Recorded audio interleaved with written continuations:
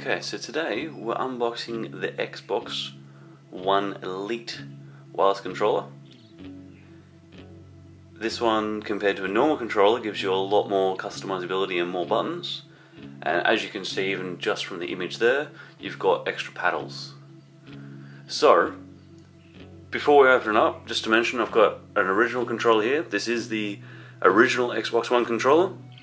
So you'll note some differences at the bottom here with the connections. So let's have a look at the box. So you get a nice little overview of the actual controller on the front there. You've then got some information about the controller itself, mentioning that it's got interchangeable D-pads, different thumbsticks, the paddles, a carrying case, batteries, and a cable. And as it mentions as well, you can use this on PC as well as on the console. So now we get a little view of what the paddles look like and what options you may have available just from here.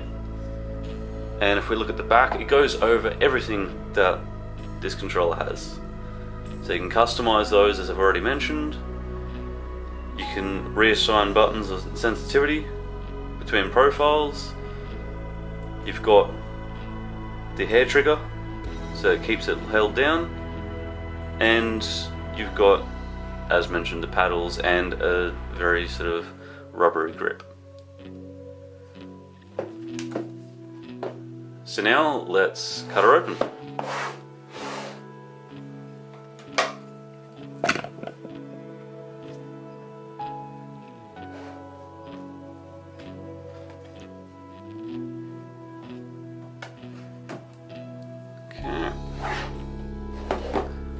So we have to cut the bottom as well.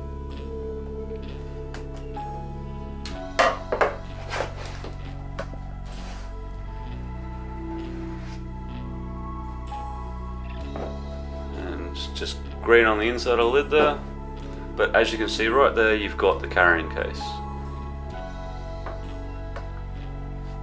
And that's nicely in the box there. Let's have a look what else is in there.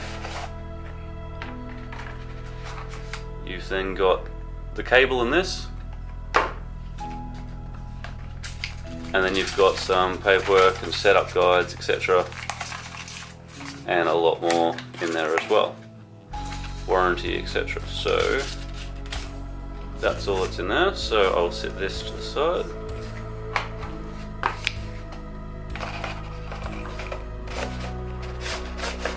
With that logo nicely sitting in the middle there. So before we get to the controller, and that is a hard case by the way, we have this cable, which from that little window you can see is not just a standard colour, and it looks like it's braided. Oh, there's the Duracell copper tops that they always give you, and then you've got the braided cable. So I'm not going to unwind that. Looks like it's a decent length, which is what you'd expect. I'll just zoom in here.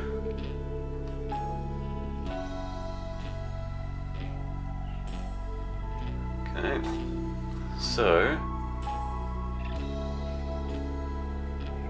we have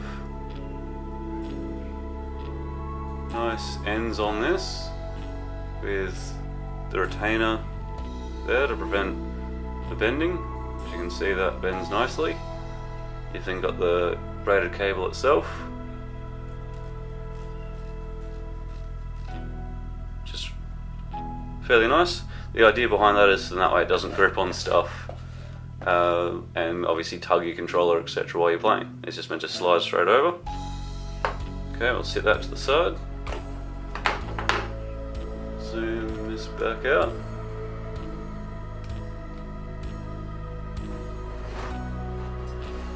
Okay, so let's have a look at this. So we've got a little loop there. Obviously you can either put an ID or loop it onto something, or I guess if you've got headphones or something, you can sort of, the little headphones, you can hook it in there. So a nice carry case.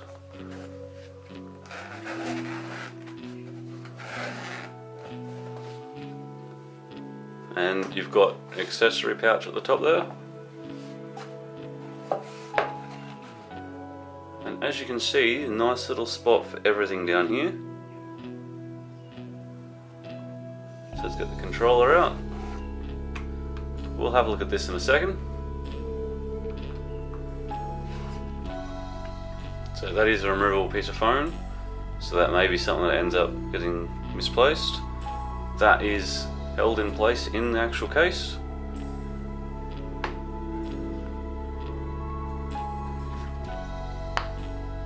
And it's held in there nicely.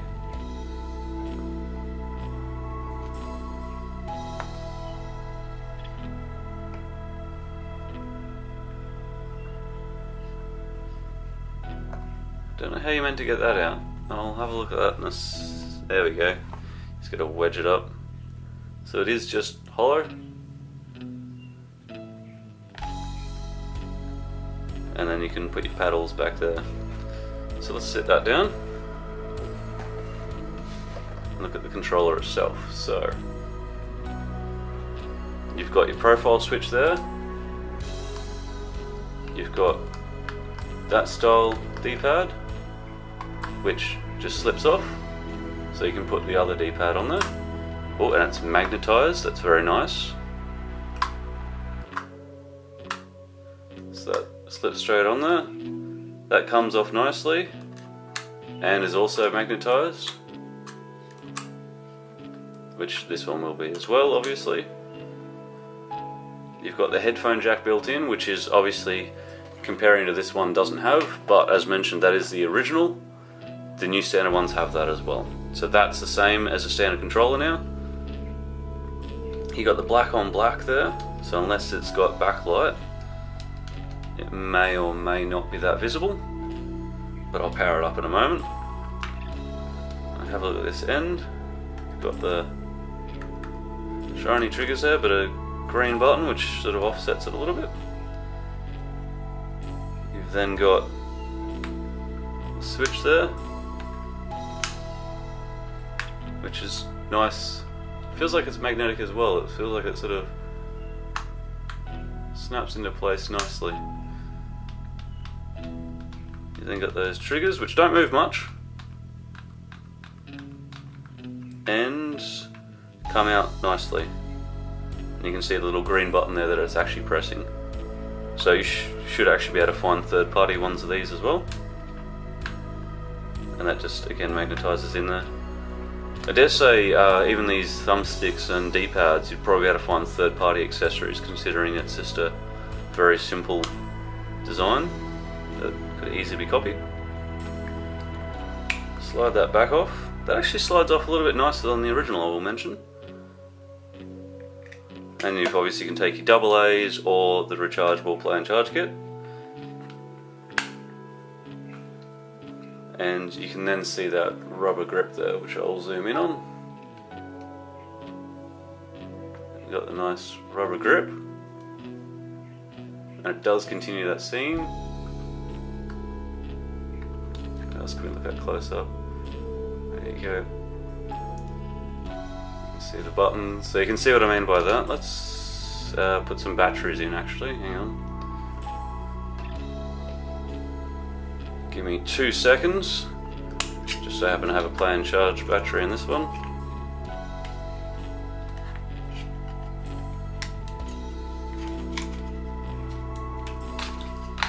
Okay, that was a little bit more difficult than I expected. Okay, so let's slide this battery in.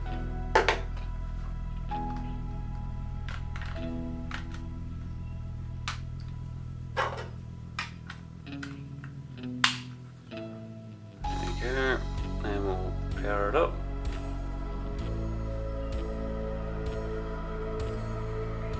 So yeah, there's no backlight on these buttons, so sometimes that could be a little bit difficult, especially if you're used to using the colours, but eventually you'll get used to that. So we will quickly change over one of these thumbsticks just to show how easy it is. So you literally just pull that one out and slip that one on, and that's it. That's all it is. It's actually got a nice bounce back. There we go, and then you just don't have to do it that well. It'll just center itself because you've got the little ridges there. See the triangle style shapes? That's to center it. So it'll center itself every time. And same with that, you just on it goes. And you've got 3 thumbsticks to choose from.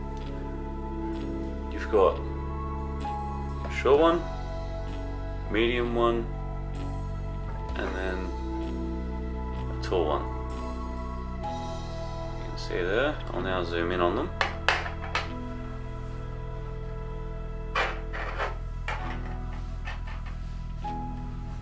You can see you've got the 2 styles there, where you've got the ridge with the rubber and smooth in the middle, or you've got the raised with the sort of smooth surface, and that goes back to that again. If I lay them down, you can see the difference between them. Now I won't say it comes off super easily, but easy enough. So will it come off during gameplay? I doubt it, but there is obviously that chance that if it gets bumped, maybe not. There is that chance, obviously, that being just magnetized on there, it could come off. And the D-pad,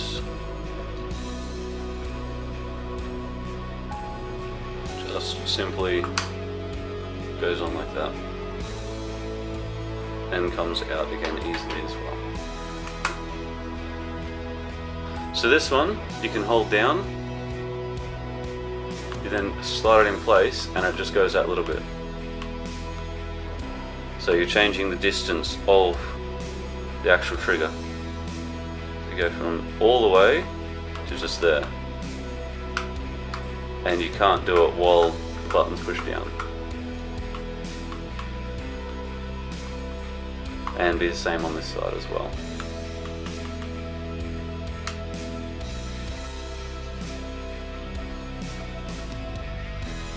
So there you go. That is the Xbox One Elite controller.